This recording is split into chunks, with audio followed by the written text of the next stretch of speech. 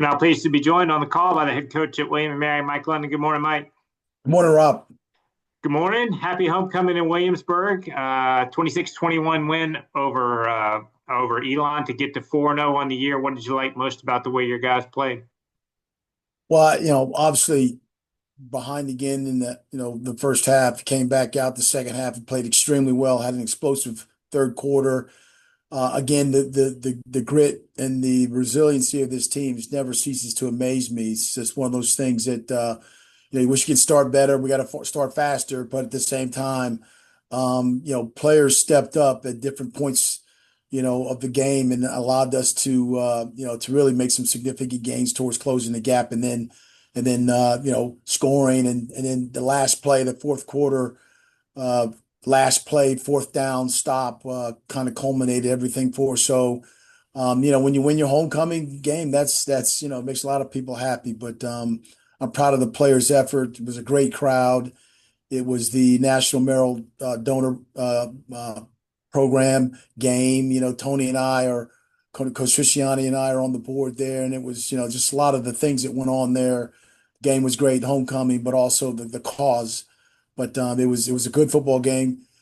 My hat goes off to Elon. They are tough, athletic, fantastic, gritty team as well. And as you know, we talked about it before when Elon and William and Mary played the last several years. It's gone down to the end, and this was indicative of that. Marty can't be on the call today, but sent a few questions. First, the key in your mind to the last two impressive comeback wins.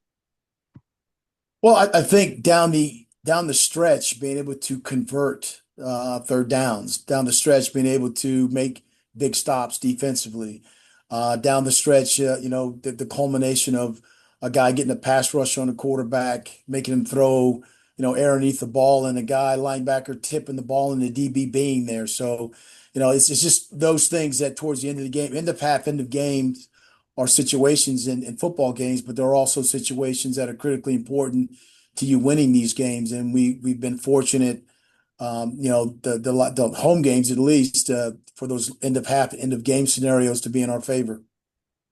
His other question to talk about a few players who've emerged during the last few weeks, including Justin Kruger, who earned Rookie of the Week honors with a career high 7 tackles. Maybe talk about Justin and some of the other young guys that have really stepped up. Yeah, Justin is a young defensive lineman. Has had an opportunity to play, and did a really good job with 7 tackles, a sack, pressures.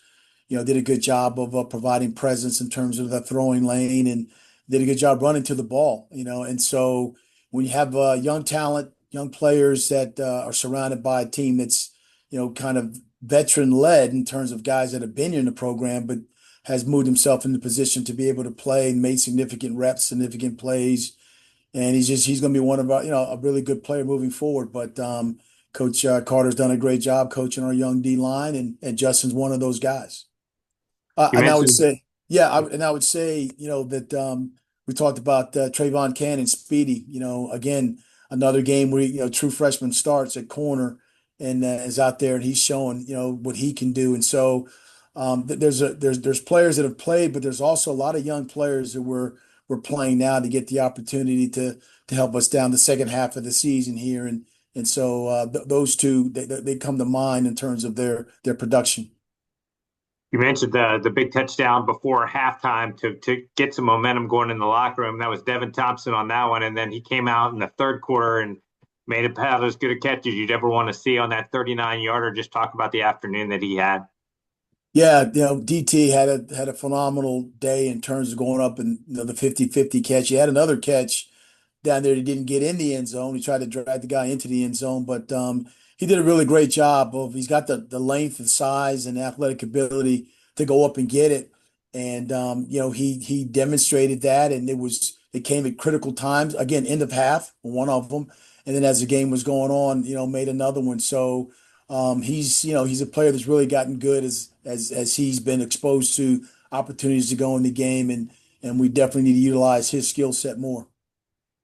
Tyler Hughes had a incredibly efficient day for you, 19 to 25, and a couple of touchdowns. Did his usual stuff on the ground. But you also had Noah Brennick in there for a couple times, a couple series there in the second quarter, and it seemed like when Tyler got back in the game is when he seemed to have his best day, his best numbers. Did that time to take him out for a couple of series, do you think, lead to some of that and help him see the game for a minute? I mean, yes, that the answer to that is yes, because I think, Coach October, the offensive coordinator, and then Brian Randall. I mean, sometimes quarterbacks have to perhaps just take a moment, come on the sideline, and look at the game as it unfolds. And Noah's been a selfless player that's gone in and been able to do some things.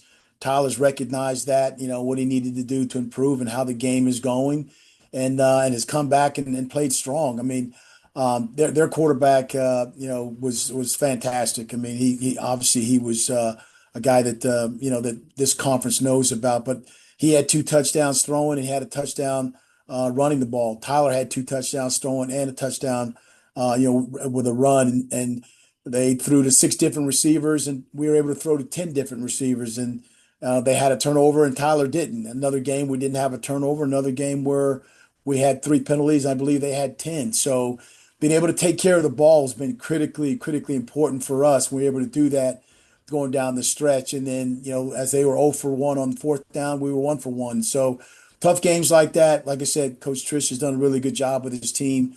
Both of us, experienced the kickoff return for a touchdown versus Villanova. That was kind of the difference in those games. And when you're playing close games against really good teams, you have to minimize those types of mistakes and errors. But on Saturday, Tyler did a really good job on the second half of taking over things and have an explosive third quarter with 16 points, and and then holding on, defensively. That was the outcome.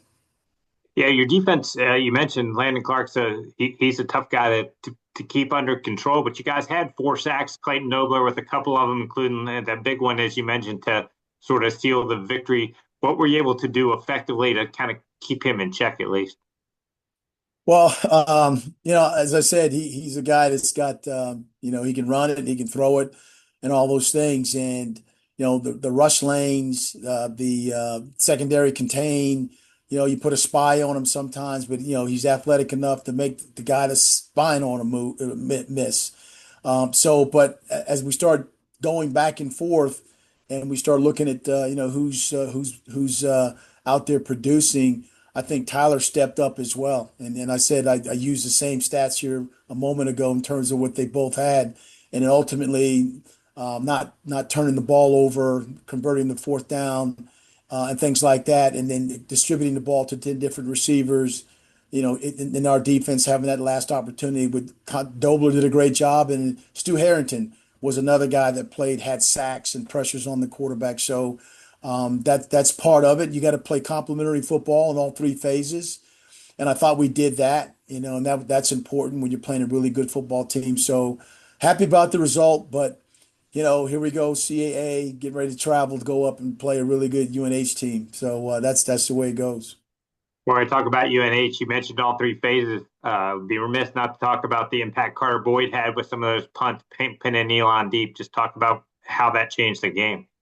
Yeah, he was outstanding. He's a young man that's very talented, and obviously, kicked a 59-yarder, but also selfless because you have opportunities to pooch punt, and then so the field position part of it, particularly the second half, on two opportunities that he had, plays made down there by Yolante Olohu and Robbie Garrison did a great job in terms of pinning the ball down there on the 5 yard line and inside the 20, which made them have to go to distance. And so, matter of fact, on one of those push punts, the defense we had them down there and resulted in an errant snap that went through the end zone on the third down called by the defense. So, the three phases work together when you get what you want, how you execute things. And Carter did a great job executing. Our gunners that went down there to spot the ball, they did a great job as well.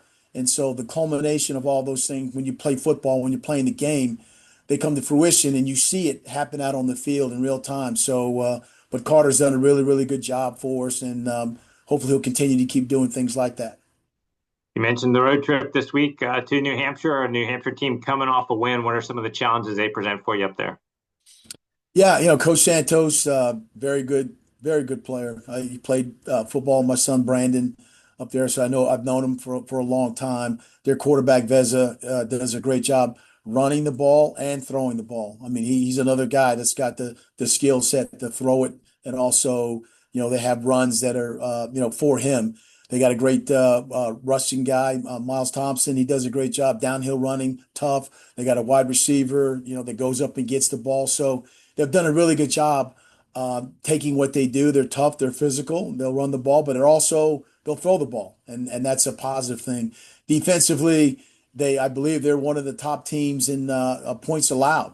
So it's going to be important for us to convert third downs, to have playable, makeable, second short situations.